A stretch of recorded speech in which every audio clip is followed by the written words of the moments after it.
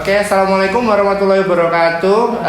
Selamat bertemu kembali di acara The Bayu Barokah Show. Kali ini untuk episode ke-7, edisi spesial. Karena ya seperti kemarin kita ketemu dengan dokter spesialis, hari ini dengan dokter spesialis yang sekaligus direktur Rumah Sakit Umi Barokah. Selamat datang Dokter Ira, Dokter Dwi Rahmawati, spesialis kulit. Beliau ya ini kebetulan saya deg-degan juga ya karena selain live juga beliau ini adalah direktur di Rumah Sakit Umi Barokah. Jadi ini double gitu deg-degannya. Oke. Ya, jadi hari ini kita mau ngomongin apa Dok kira-kira Dok? Seperti di judul bahwa banyak sekali sebetulnya pasien saya juga yang mengeluhkan kepada saya mengenai setelah pemakaian masker itu muncul jerawat, kemerahan pada wajah, kemudian juga tangannya yang bersisik, sampai mungkin terjadi luka pada tangan sehingga dan paling banyak memang pada ibu rumah tangga maupun yang bekerja di rumah sakit, karena memang sering sekali cuci tangan. Oke. Ya, nanti kita akan sampai ke sana, tapi mungkin kita bahas yang umum-umum dulu ya Dok ya. Tapi sebelum itu karena ini live mungkin kita sapa dulu ya Dok ya untuk followers Rumah Sakit Umi Barokah. Terima kasih sudah menonton untuk acara live pada pagi siang hari ini. Oke, mungkin kita langsung masuk aja Dok ke materi secara umum dulu aja. Kalau terkait dengan keluhan kulit itu, mungkin kita harus tahu dulu kulit yang sehat itu gimana gitu Dok. Kulit yang sehat itu sebenarnya mudah sekali. Jadi tidak perlu ke dokter, kita cukup melihat ke kulit kita sendiri bahwa teksturnya itu harus yang halus, kemudian lembut, kemudian lembab, dan itu tidak ada sisiknya dan tidak berwarna merah. Kalau untuk warna kulit hitam atau putih itu tidak masuk kriteria kulit yang sehat. Oh gitu Dok ya. Oh jadi memang dari penampakannya sama tidak ada keluhan-keluhan ya Dok ya. Betul. Oke, terus kalau mungkin sebaliknya Dok, kalau secara umum permasalahan kulit itu sebenarnya apa aja Dok? Banyak sekali. Jadi cuaca yang seperti ini biasanya memang keluhannya adalah kering pada wajah. Kemudian kalau orang-orang yang memiliki produksi minyak yang banyak itu biasanya terjadi jerawat, kemudian komedo. Untuk yang mulai 35 tahun ke atas muncul keriput, skin aging, bisa kita sampaikan seperti itu, dan kelainan pigmen yaitu flek pada wajah.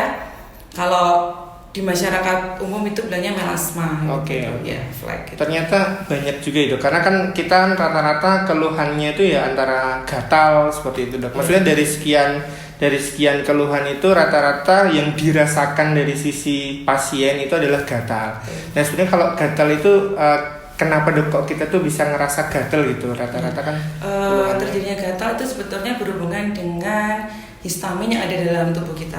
Tubuh kita memiliki 2 histamin, yaitu histamin 1 dan 2, di mana yang 1 itu paling banyak ada di ujung saraf bebas kulit kita.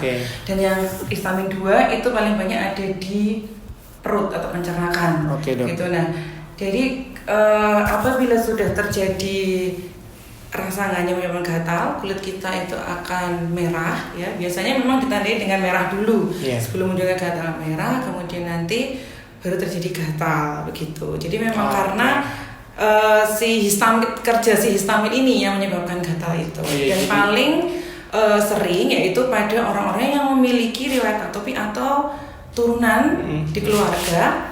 Dan cirinya adalah kulitnya itu lebih kering dibanding individu lain yang tidak memiliki riwayat atopi. Jadi itu memang respon tubuh ya Dok ya, melalui tadi yang Dokter Ira jelaskan, dan memang yaitu menjadi keluhan atau yang khas ya, atau yang umum ya Dok ya. Untuk keluhan kulit itu rata-rata keluhannya gatal.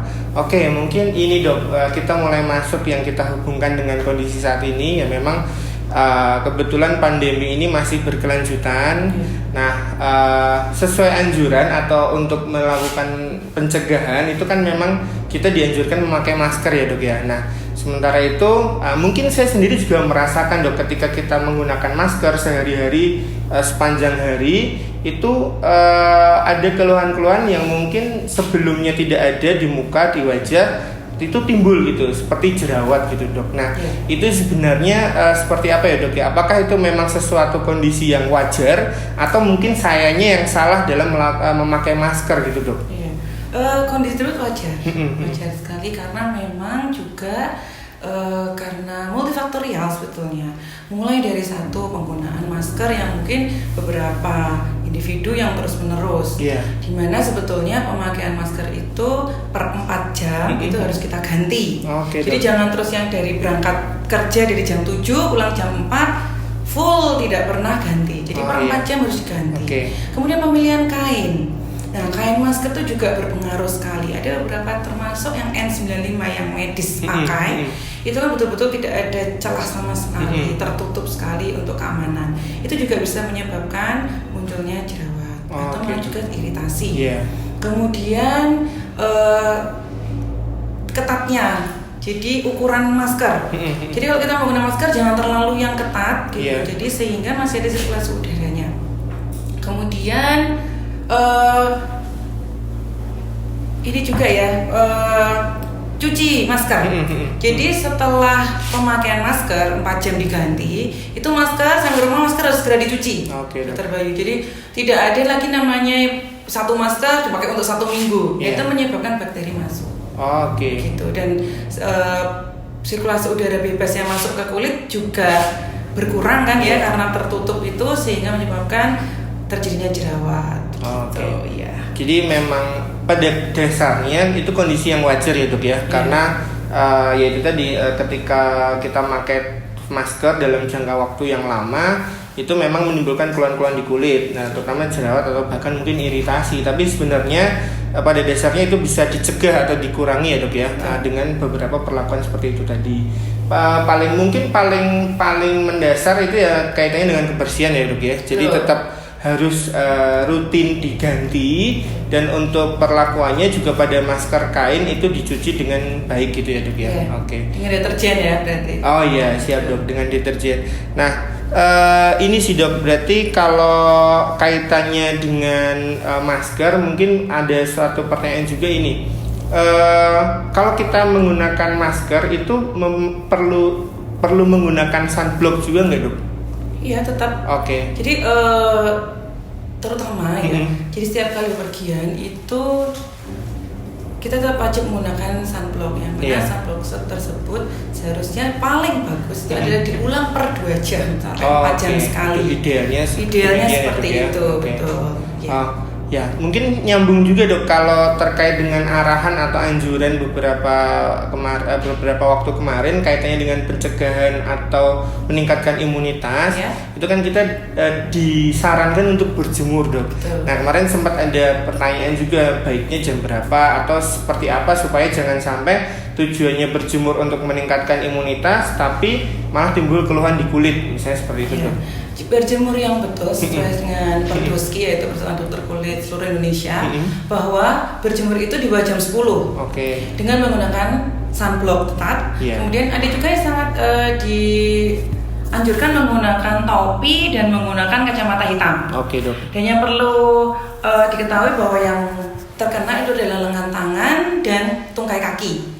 Itu yang harus kena sinarnya begitu. Jadi memang untuk arah jamnya memang dari yang disarankan oleh Perdosky itu di bawah jam 10 ya dok ya. Karena begini, setelah jam 10 ke atas sampai jam 2 siang itu di beberapa kota di Indonesia, kita kan daerah khatulistiwa dan iklimnya tropis, itu indeks UV-nya itu pada saat tinggi-tingginya di jam segitu. Dok ya. Tapi tetap memperhatikan untuk penggunaan sunblock ya, karena jangan sampai malah timbul keluhan kulit terbakar dan sebagainya dok ya. Ya mungkin itu ya kalau kaitannya dengan berjemur ya dok ya, dengan untuk sebatas meningkatkan imunitas ya supaya tidak salah kaprah. Jadi bukan untuk membunuh virus ya dok ya. Karena sebatas terpapar sinar matahari di jam sekian itu tadi itu meningkatkan imun kita sehingga kalaupun kita terpapar dengan virusnya kita tidak tertular gitu ya dok ya. Nah sekarang mungkin ini dok kaitannya dengan mandi atau kita kan kalau untuk kondisi saat ini ketika kita terpaksanya keluar rumah, disarankan ketika pulang ke rumah itu sebelum melakukan aktivitas di rumah atau mungkin ketemu dengan keluarga itu kita mandi dulu. Betul. untuk mengurangi kemungkinan tertularnya virus di rumah gitu. Nah ketika itu menjadi lebih rajin atau lebih sering, kan kadang tuh juga ada keluhan-keluhan yang kaitannya dengan kering gitu dok kulitnya. Nah itu sebenarnya itu karena perkara sabunnya atau misalnya karena menggunakan air hangat atau seperti apa dok? Iya, sebaiknya memang mandi itu menggunakan sabun karena kita lebih sering frekuensinya mandi ya. Jadi penggunaan sabun kita pilih adalah sabun yang mengandung moisturizer atau hipoalergenik juga. Biasanya kalau hipoalergenik itu pada produk-produk bayi, gitu ya. Berbagai macam merek sudah ada di Indonesia. Kemudian kalau untuk yang dewasa, mungkin dengan produk babynya kurang mantap, bisa menggunakan sabun-sabun yang mengandung moisturizer atau yang mengandung susu. Gitu. Dan segera setelah mandi itu harus segera menggunakan moisturizer. Ada yang bentuknya krim, ada yang bentuknya lotion. Gitu. Dan itu penggunaannya tidak boleh lebih dari 3 menit disarankan agar air yang udah ada di stratum corneum atau lapisan paling atas dari kulit itu bisa terhambat penguapannya setelah pemberian moisturizer sehingga air itu bisa masuk ke dalam kulit. Tapi itu kalau untuk sabunnya sendiri tadi yang mengandung moisturizer itu dok baiknya itu pun setelah itu baiknya menggunakan pelembab ya. Mungkin pada sebagian wanita itu lebih telaten ya dok ya untuk menggunakan itu. Kalau sekarang pria wanita harus telaten semua. Siap dok, siap. Nah ini tadi kalau mandi ya dok ya, sebenarnya keluhan yang sama itu pada kondisi saat ini itu kaitannya dengan cuci tangan sih dok. Jadi dengan tanpa ada niatan untuk berlebihan ya, tapi kan emang arahannya kita diharapkan untuk rajin-rajin cuci tangan, baik itu menggunakan air mengalir maupun hand sanitizer. Nah itu apakah prinsipnya juga sama atau seperti apa dok? Karena dengan semakin sering itu keluhannya itu juga itu iritasi gitu dok. Iya betul sekali. Jadi sebenarnya sabun itu dapat mengiritasi karena adanya deterjen yang ada di dalam kandungan sabunnya. Nah, jadi sebetulnya sama prinsipnya dengan mandi tadi juga. Kalau setelah cuci tangan, kita harus setelah dikeringkan kita harus segera menggunakan moisturizer. Begitu pula dengan penggunaan hand sanitizer. Sebenarnya hand sanitizer itu dipakai ketika memang kita tidak bisa mencuci tangan. Lebih bagus dengan mencuci tangan selama 20 detik dengan sabun dengan air mengalir.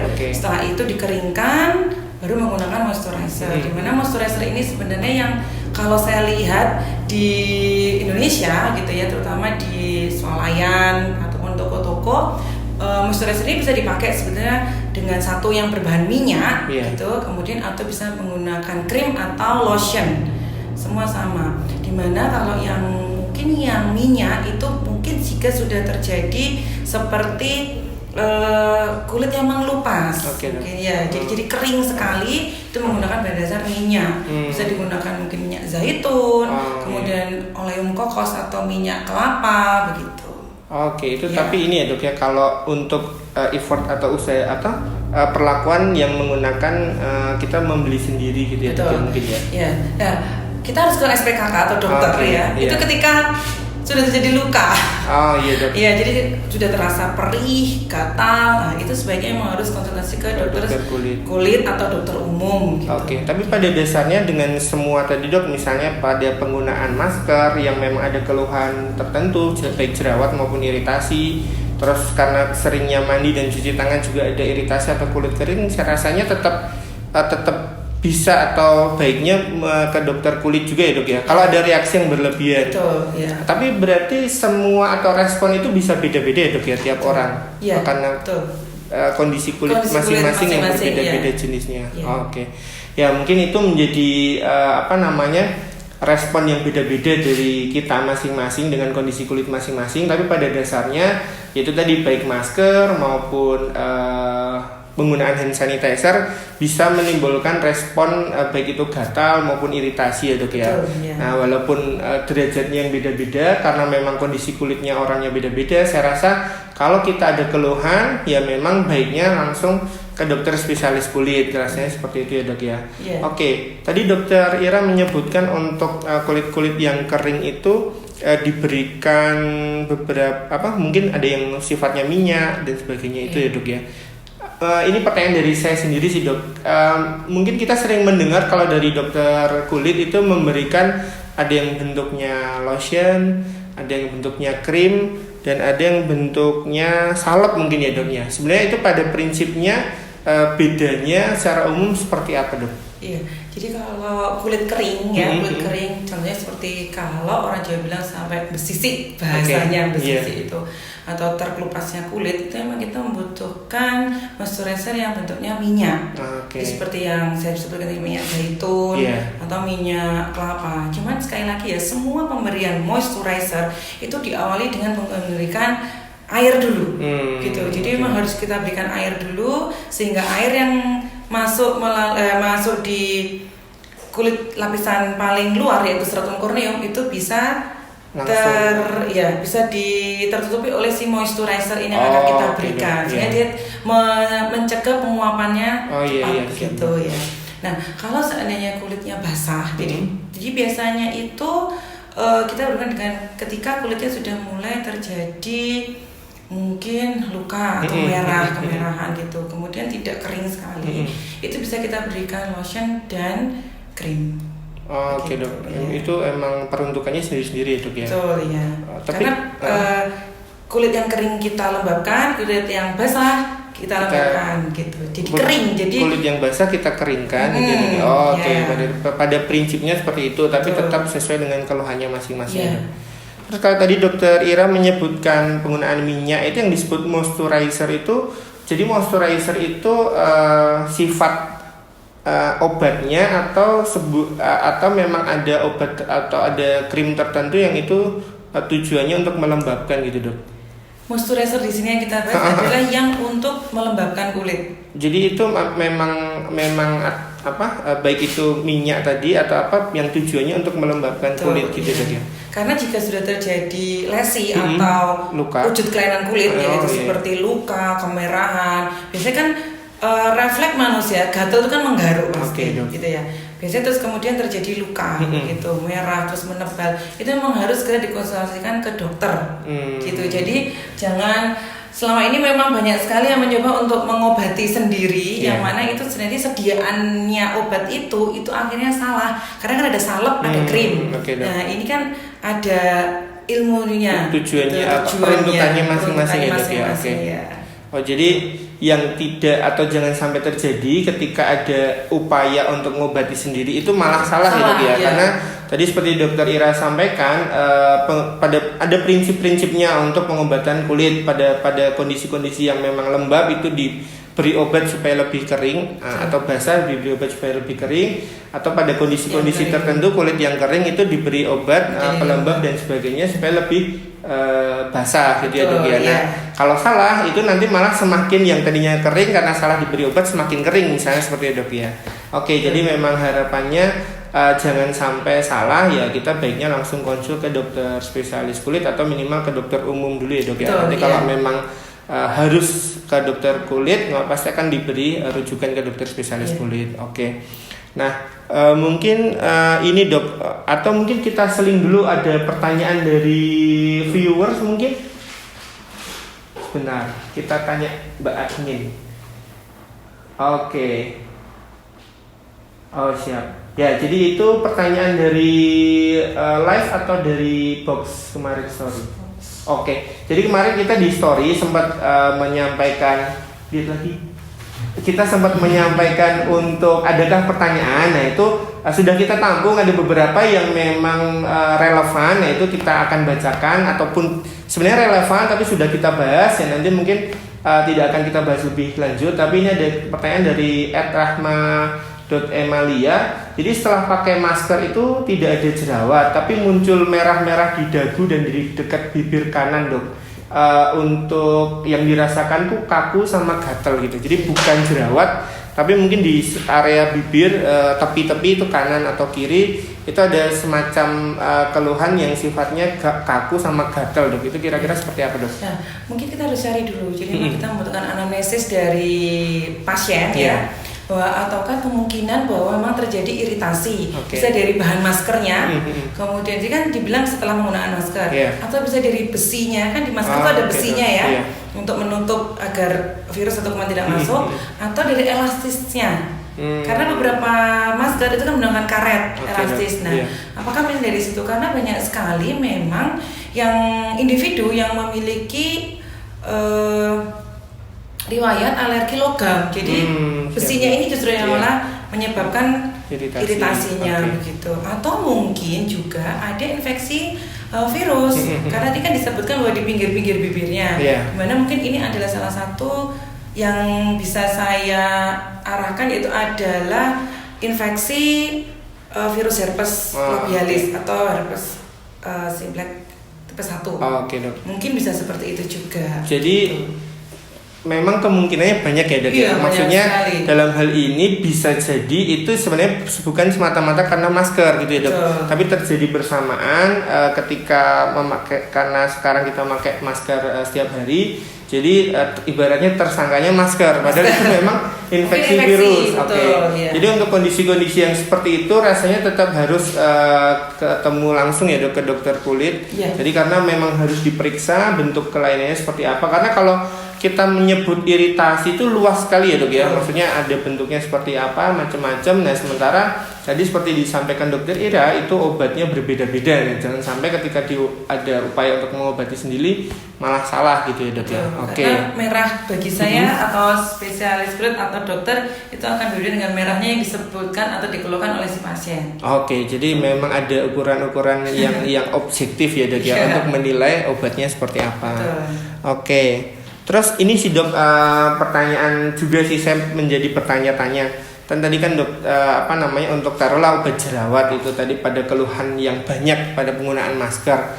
Sebenarnya kalau kita ketahui di luaran sana, baik itu di apotek atau mungkin di online shop, itu kan banyak ya, Dok ya, dijual atau diedarkan obat-obat jerawat. Nah, itu dari Dokter Ira sebagai dokter spesialis kulit itu memberikan arahan atau anjuran baiknya seperti apa? Karena apakah memang pada setiap kondisi jerawat itu baiknya ke dokter kulit, atau memang boleh untuk yaitu tadi, Dok, membeli obat sendiri? Kalaupun boleh, itu yang seperti apa gitu, atau ya memang ya baiknya ke dokter kulit karena memang jangan-jangan itu bukan jerawat misalnya, seperti itu, Dok.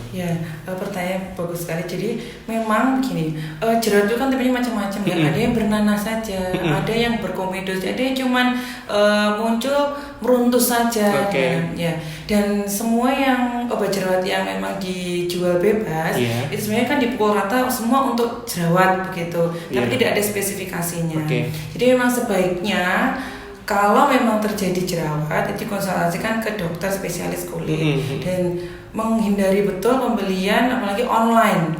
Ya, karena kita tidak tahu isi kandungannya itu apa. Semua orang mengatakan di online itu adalah ini krim racikan dokter. Dok. Padahal kalau sebenarnya racikan dokter itu harus wajib menggunakan resep.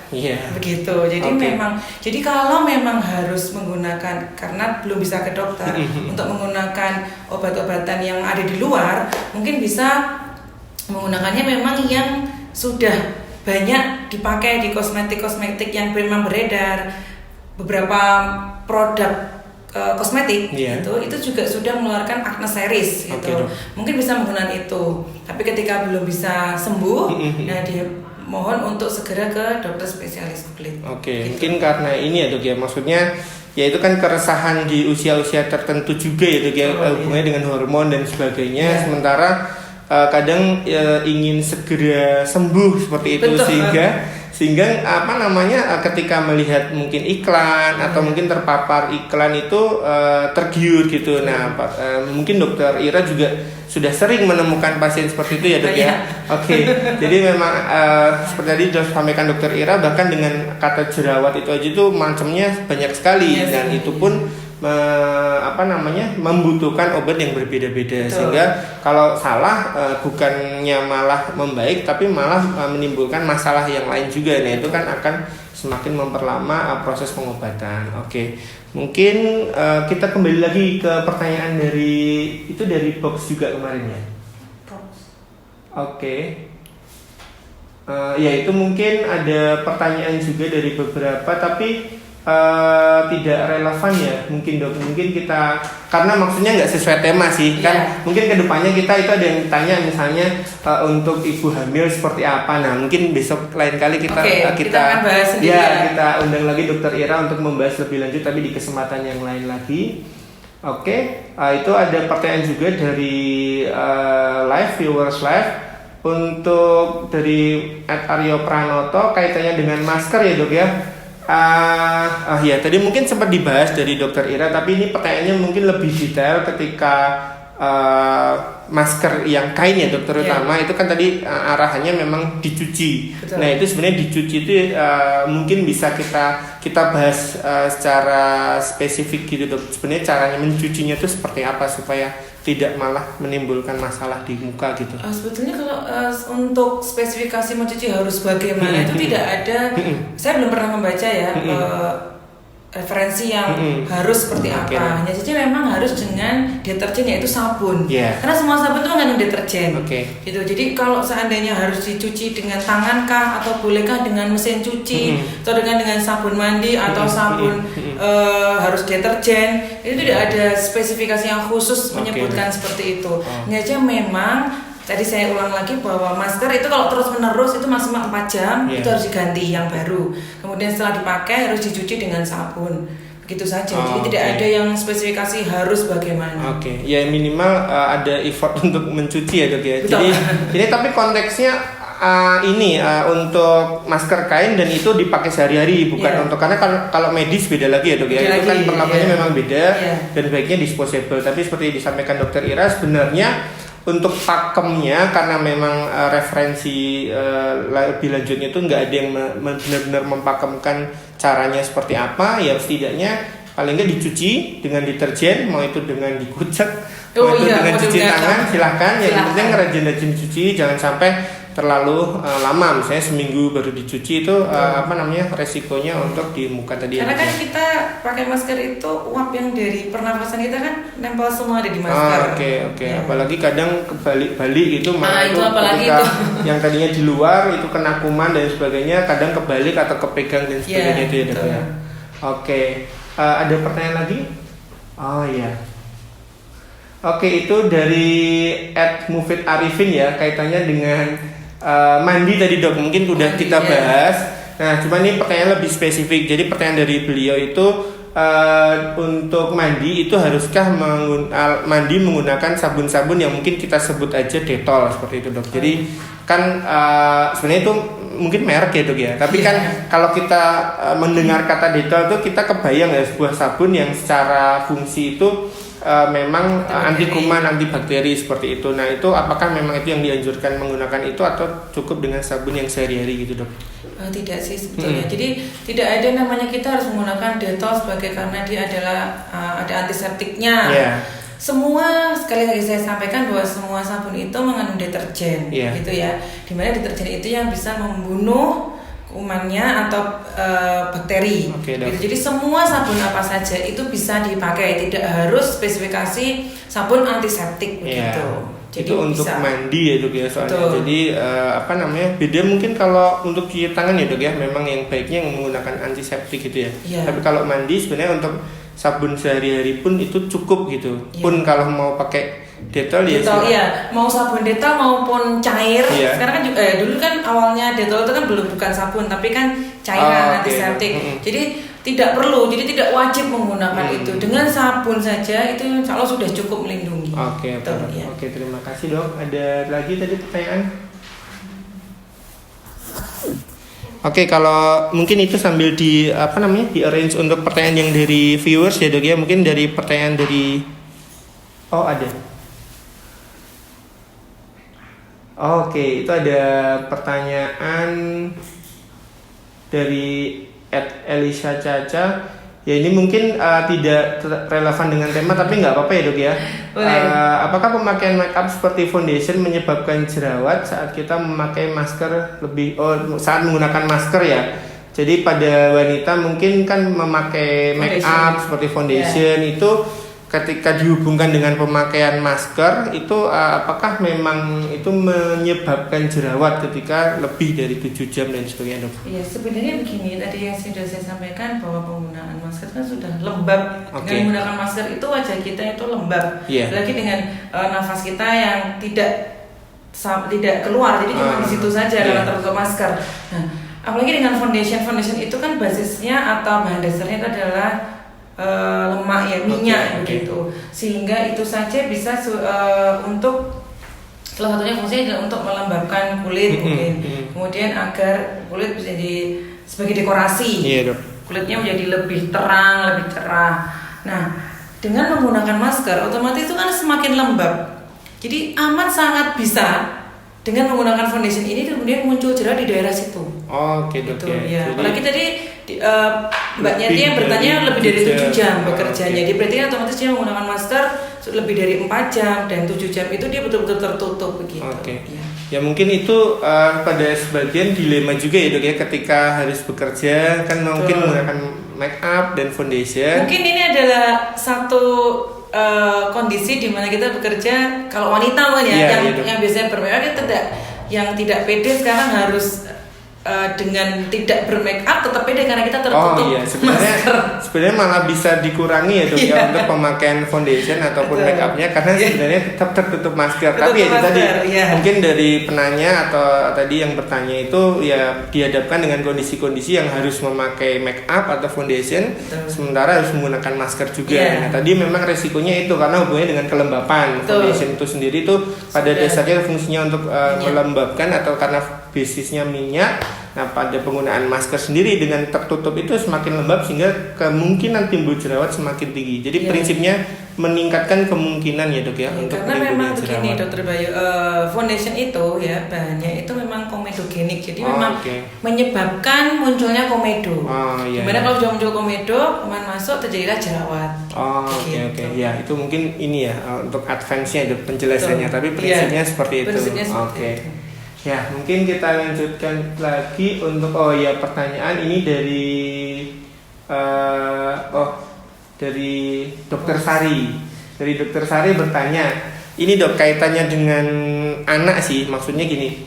Kan bagaimanapun juga anak itu tetap kita upayakan untuk mencegah penularan ya, untuk ini kembali ke COVID lagi. Jadi bahwa penggunaan hand sanitizer atau cuci tangan itu sebisa mungkin kita biasakan seperti itu. Nah, itu sebenarnya hand sanitizer itu untuk kulit anak itu aman enggak gitu, dok? Iya. Insya Allah aman ya, asal tidak ditelan gitu aja sebenarnya. Ya, jadi penggunaan hand sanitizer pada anak itu diperbolehkan, tidak ada masalah gitu.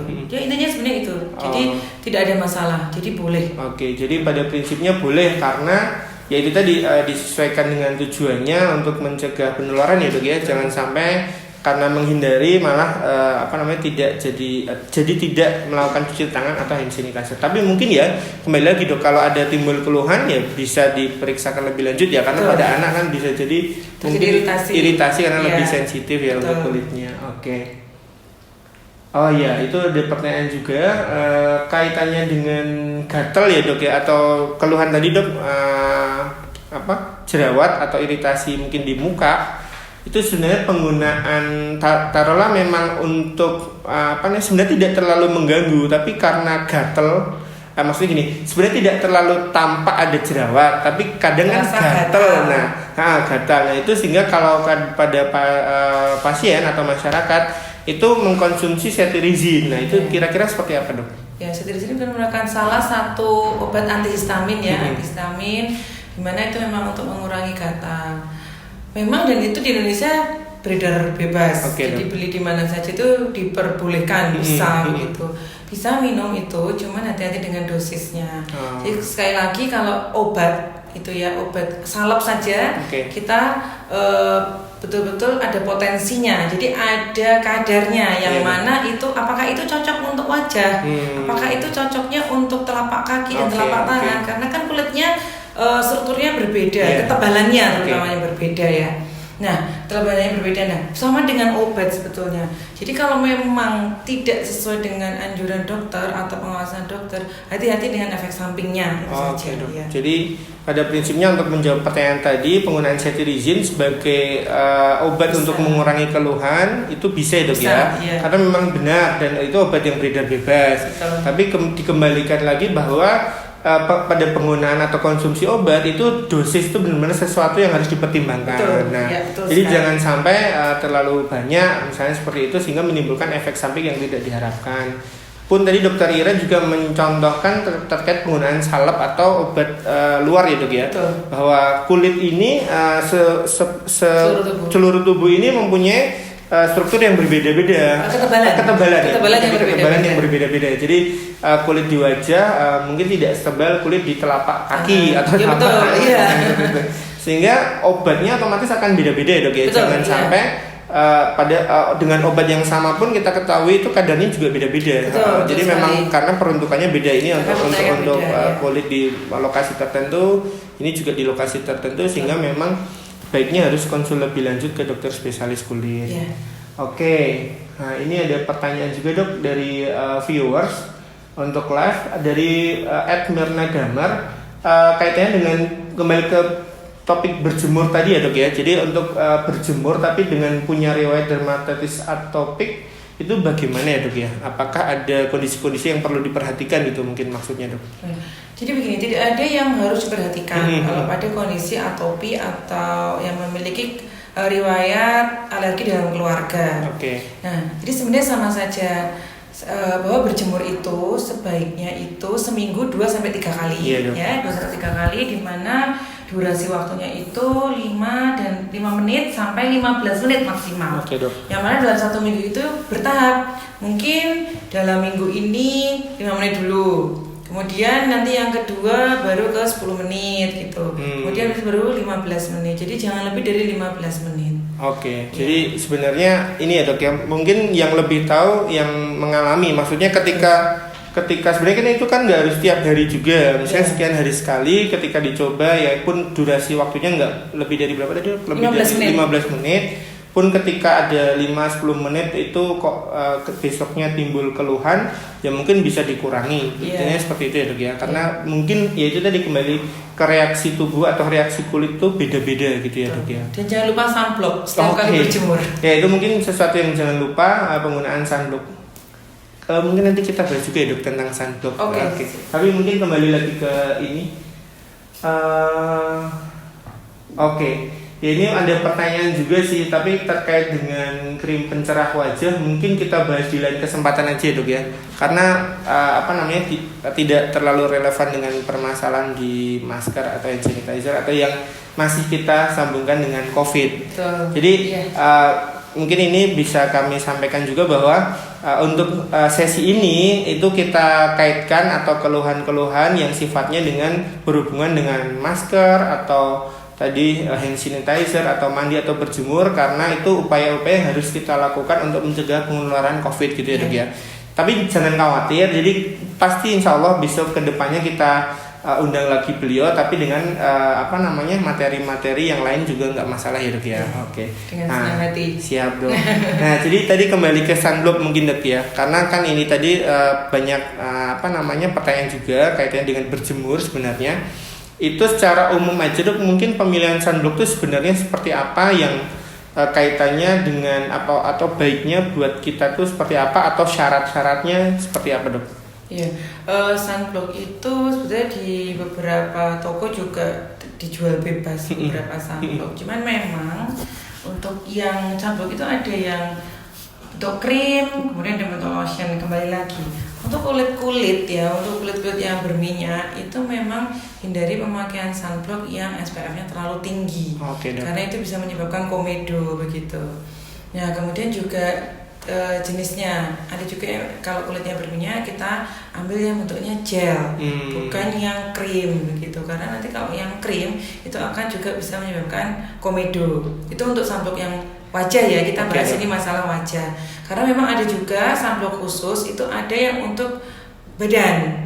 Nah, kalau untuk badan biasanya SPF-nya lebih tinggi dibanding untuk yang wajah, kebanyakan seperti itu. Tapi kalau ada khususnya itu tidak pernah ada sih. Yang penting adalah bahwa sunblock tersebut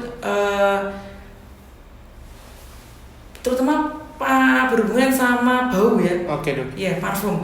Karena beberapa sunblock yang saya temuin itu wangi sekali dan itu justru akan menyebabkan iritasi nantinya ke wajah atau ke badan. Karena kandungan pewanginya mungkin tinggi. Iya, kandungan pewanginya betul. Ya, gitu. Jadi tadi Dokter Ira menyampaikan yaitu tadi kalau yang saya tangkap ya sunblock itu pemilihannya memang dasar pertimbangannya banyak ya, Dok ya. Betul. Mulai dari peruntukannya, maksudnya tadi wajah sama kulitnya kan tipe ada kulit kering, kulit yang berminyak, ada normal gitu. Normal kering bisa, normal berminyak juga ada. Dan itu ada sunblock yang bahannya gel atau itu beda-beda gitu. Kalau mungkin istilah yang mungkin saya sering dengar itu SPF itu sebenarnya seperti apa, Dok? Maksudnya tadi kan Dokter Ira menyampaikan SPF-nya kalau untuk yang muka tidak setinggi yang badan gitu ya, Dok. Iya, itu karena ini berhubungannya sama efek penyebab komedo. Gitu. Jadi biasanya kalau yang SPF-nya tinggi itu bisa menyebabkan munculnya komedo. Tapi semakin tinggi SPF itu semakin melindungi atau gimana, Dok? Enggak. Kaitannya dengan paparan sinar maksudnya. Kalau itu berhubungannya nanti sama dosis, saya agak lupa ya, dosis erythema dosisnya itu loh. Jadi untuk SPF-nya itu. Gitu. Jadi mungkin kalau di Indonesia kebanyakan itu memang kita makanya ada 15 sama 30. Jarang sekali kalau yang sampai 50 gitu. Biasanya kalau di atas itu sudah menyebabkan komedo. Jadi biasanya banyak orang yang sudah meninggalkan yang SPF tinggi. Siap, Dok. Ya. Karena bagi saya itu hal yang baru ya, Dok. Maksudnya jujur saja mungkin selama 30 tahun saya baru berapa kali pakai sunblock. Jadi bahkan pemilihannya sekompleks itu saya rasa itu memang harus benar-benar tepat ya, Dok. Jangan sampai salah karena malah menimbulkan keluhan gitu ya, Dok ya. Oke, mungkin kalau untuk pertanyaan dari live atau story masih ada nggak?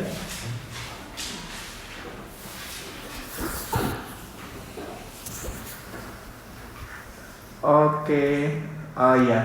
Jadi mungkin untuk closingnya, siap.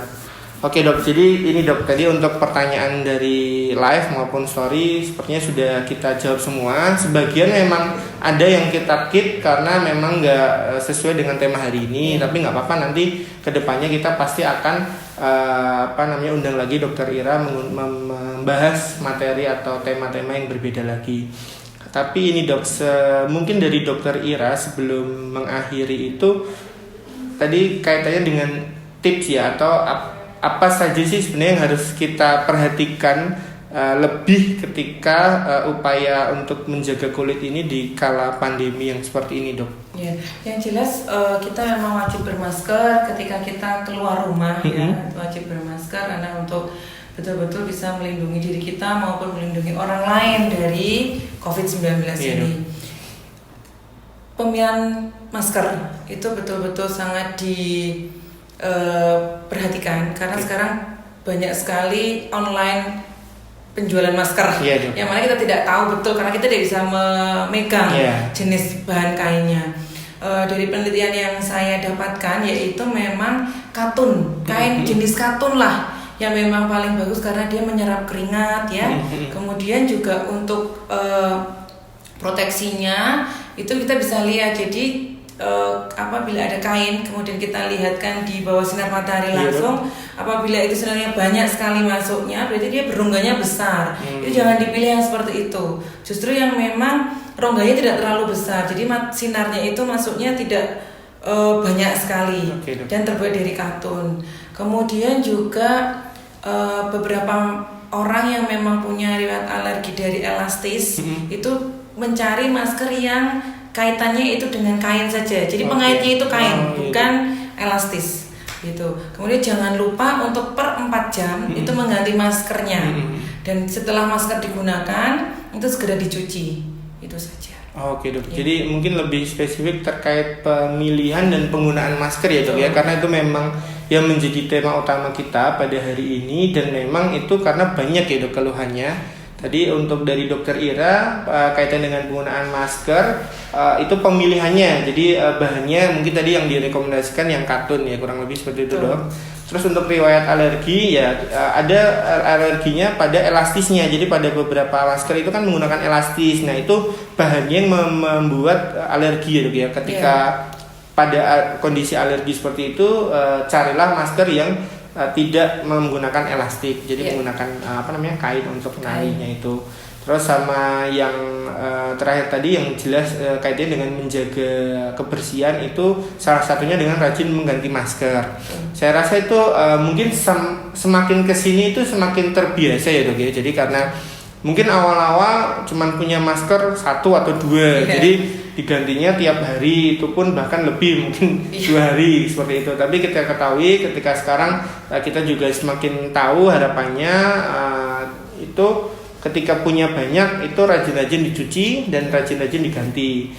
Pada prinsipnya kan itu digunakan pada saat keluar rumah saja ya, Dok ya. Maksudnya gini, kita kan memang dianjurkan untuk di dalam rumah, kalaupun harus keluar rumah untuk kerja dan sebagainya itu menggunakan masker kan mungkin hanya berapa jam saja. Jadi harapannya yaitu tertib gitu ganti masker setidaknya per 4 jam. Oke, supaya tidak timbul keluhan-keluhan tadi ya, Dok ya.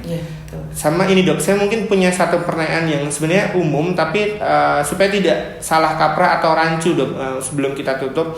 Jadi sebenarnya kan kalau kita ketahui COVID atau Corona ini kan menyerang pernafasan, itu kan menularnya sebenarnya lewat lubang-lubang pernafasan. Tapi sebenarnya kenapa sih dihubungkan dengan aktivitas cuci tangan sama mandi? Kalau kaitannya dengan masker kan jelas ya, karena supaya kita tidak terpapar gitu ya, Dok ya. Tapi kalau untuk kita rajin-rajin cuci tangan itu sebenarnya itu kenapa gitu loh, Dok? Karena kan jelas kita tidak tahu bahan atau barang yang kita pegang itu kadang mungkin ada dari orang lain. Mungkin seperti uang saja. Uang itu kan lingkaran setan dari banyak orang akhirnya sampai ke kita. Nah, di mana beberapa info yang saya dapatkan juga bahwa si virus ini itu kan bisa bertahan di beberapa jam. Ada di kertas, di kain, kemudian di plastik, di besi, dan lumayan cukup lama. Ada beberapa, ada yang cukup ada yang sampai 5 hari, ada yang 3 hari.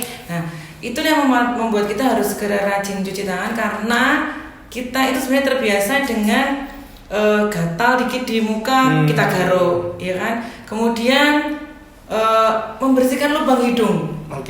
Ya, itu merupakan kenikmatan tersendiri mungkin ya. Kadang nggak nyadar juga ya, Dok. Nggak nyadar ya. Jadi setelah mungkin habis pegang apa, kemudian membersihkan lubang hidung. Gitu. Jadi ini harus, makanya pentingnya cuci tangan begitu. Dan dimana cuci tangan itu sekali lagi saya tekankan bahwa hand sanitizer itu adalah lini kedua sebetulnya. Yang pertama adalah cuci tangan dengan sabun, mau sabun apapun. Gitu, tidak harus dengan hand soap atau khusus gitu ya.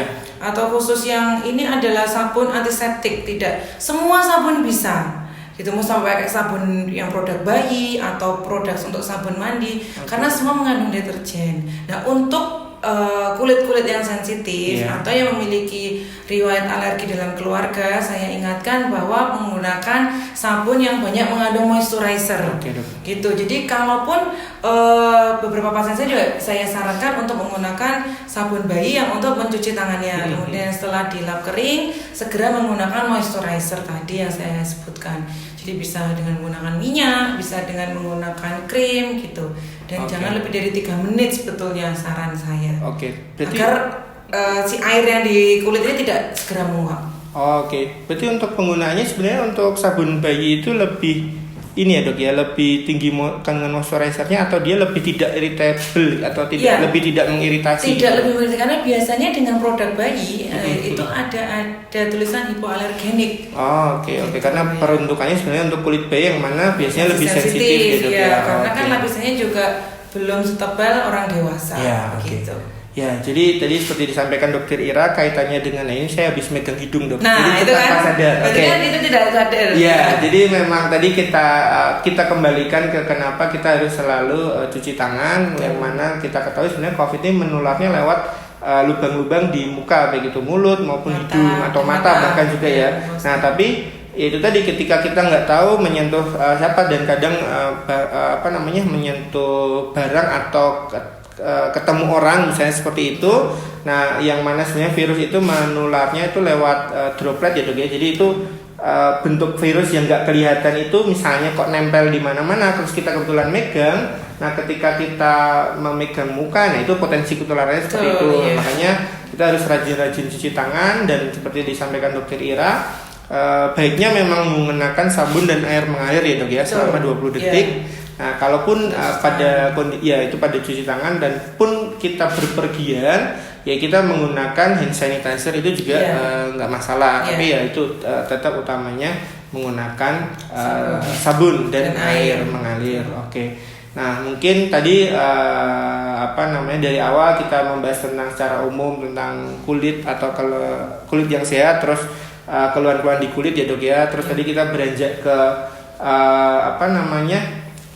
jerawat, keluhan jerawat yang karena penggunaan masker, terus dihubungkan dengan berjemur, terus dihubungkan dengan mencuci tangan dan mandi. Mungkin kita rasa sudah cukup ya dok ya. Tadi di closing juga oleh Dokter Ira dengan pemilihan atau apa-apa yang harus diperhatikan kita selama masa pandemi ini supaya tidak malah timbul masalah baru gitu ya dok ya, berkaitannya dengan keluhan di muka baik itu iritasi, gatal dan sebagainya. Saya rasa untuk hari ini kita cukup sekian ya dok ya, mungkin sudah 30 menit lebih. Ini sekali lagi kita ucapkan terima kasih mungkin dok untuk teman-teman yang sudah bertanya. Oke, terima kasih. Jadi ya yang sudah menyaksikan sekaligus sudah bertanya, semoga bisa cukup terjawab ya dok ya tadi oleh Dokter Ira. Kalaupun ada yang belum terjawab atau belum belum puas istilahnya, kita mohon maaf karena memang waktunya terbatas. Pun nanti nggak usah khawatir untuk pertanyaan-pertanyaan yang belum sempat dibacakan atau belum sempat terjawab, di lain kesempatan insya Allah kita akan hadir dengan Dokter Ira lagi. Mungkin kedepannya kita ngomongin hal yang lain lagi ya dok ya. Ya, kami tunggu Demi Barokah juga bisa. Oh iya siap. Jadi mungkin yang tadi yang untuk bertanya-tanya untuk beberapa terapi, beberapa keluhan yang dialami sudah ditanyakan dan mungkin sudah dijawab, tapi kok belum puas atau belum menemukan jawabannya, bisa langsung hadir ke Umi Barokah, ke dokter spesialis kulit Dokter Dwi Rahmawati atau Dokter Ira, seperti itu ya dok ya. Oke, nanti pasti akan istilahnya diobati atau paling enggak beri solusi ya dok ya untuk keluhan-keluhannya. Oke, mungkin seperti itu saja dok. Saya ucapkan terima kasih juga buat Dokter Ira sudah berkenan hadir di agenda ini. Atau mungkin ini dok sebagai closing, ini menarik karena Dokter Ira kebetulan direktur kami juga, beliau sebagai salah satu penggagas acara ini. Nah ini mungkin dari Dokter Ira ada masukan nggak dok untuk acara The Bayu Barokah Show ini dok, secara umum atau ada hal yang spesifik? Nggak apa-apa dok, kan untuk kebaikan kita juga. Diteruskan live-nya. Oke, siap. Seminggu sekali itu kita harus live gitu. Oh iya. Jadi interaksi dokter dengan pasien itu bisa terjalin gitu. Oke, siap dok. Dan insya Allah memang sangat bermanfaat begitu. Jadi memang apalagi sekarang masa pandemi banyak sekali yang berada di rumah, work from home, sehingga mungkin di sela-sela pekerjaannya bisa mendapatkan ilmu yang bermanfaat insya Allah, terutama di bidang kesehatan. Karena insya Allah nanti setelah ini akan kami gilir atau semua dokter insya Allah nanti bergantian untuk memberikan ilmu untuk masyarakat, khususnya Boyolali berarti ya. Siap. Jadi memang sesuai tujuannya dok ya, kita mengadakan ini The Bayu Barokah Show untuk mengedukasi ya dok ya, masyarakat khususnya Boyolali dan sekitarnya ataupun di luaran sana yang memang ikut menyaksikan. Yang mana kemarin awal-awal kita selenggarakan tidak live tapi kita upload di YouTube ya dok ya. Tapi alhamdulillah mulai kemarin, kita minggu kemarin dengan Dokter Anin spesialis anak, minggu ini dengan Dokter Ira spesialis kulit. Kita dan selain kita tunggu minggu depan dengan dokter siapa, jadi jangan nanti biar kita bikin penasaran dulu ya dok ya. Kita buat penasaran, jadi selalu follow IG-nya Umi Barokah. Ya, gitu, ya. Jadi harapannya kedepannya kita gantian dengan dokter spesialis seperti disampaikan Dokter Ira, dan sebisa mungkin kita adakan live juga ya dok ya. Insya Allah. Karena dengan live itu terbukti tadi lebih interaktif, pertanyaan dari viewer juga langsung bisa dibacakan dan langsung dijawab. Dan yaitu tadi seperti disampaikan Dokter Ira, komunikasi antar dokter pasien setidaknya terwakili ya dok ya. Kalaupun ada keluhan lebih lanjut ya memang harus sowan atau ke rumah sakit, ke poli, ketemu dokter sesuai keluhannya. Oke, mungkin seperti itu ya dok ya. Terima kasih. Juga terima kasih kepada seluruh masyarakat Boyolali yang sudah mempercayakan kesehatannya ke Rumah Sakit Umi Barokah. Mohon doanya, dukungannya semua. Semoga kita bisa memberikan pelayanan yang paripurna. Oke, siap dok. Jadi amin. Jadi terima kasih ya kepada semua yang memang selama ini atau bahkan untuk mempercayakan kesehatannya dok ya ke Rumah Sakit Umi Barokah. Kita doakan juga semoga sehat selalu ya dok ya untuk warga Boyolali dan sekitarnya. Oke, mungkin kita tutup untuk pertemuan pada siang hari ini. Yang mungkin belum nonton lewat live, nanti bisa ditonton, kita upload segera di YouTube ya dok ya, di channel YouTube kita Rumah Sakit Umi Barokah Boyolali. Terus jangan lupa untuk di IG juga kita akan selalu update. Kalau ada agenda-agenda ini kita akan minggu depan dengan siapa akan selalu kita share supaya tidak ketinggalan infonya, tidak ketinggalan agenda live-nya. Silahkan dipantau terus. Kira-kira begitu ya dok ya. Terus untuk YouTube-nya jangan lupa like and subscribe untuk video dari channel YouTube Rumah Sakit Umi Barokah Boyolali. Oke, saya akhiri ya dok ya. Terima kasih banyak. Terima kasih banyak juga untuk pemirsa. Saya akhiri. Wassalamualaikum warahmatullahi wabarakatuh.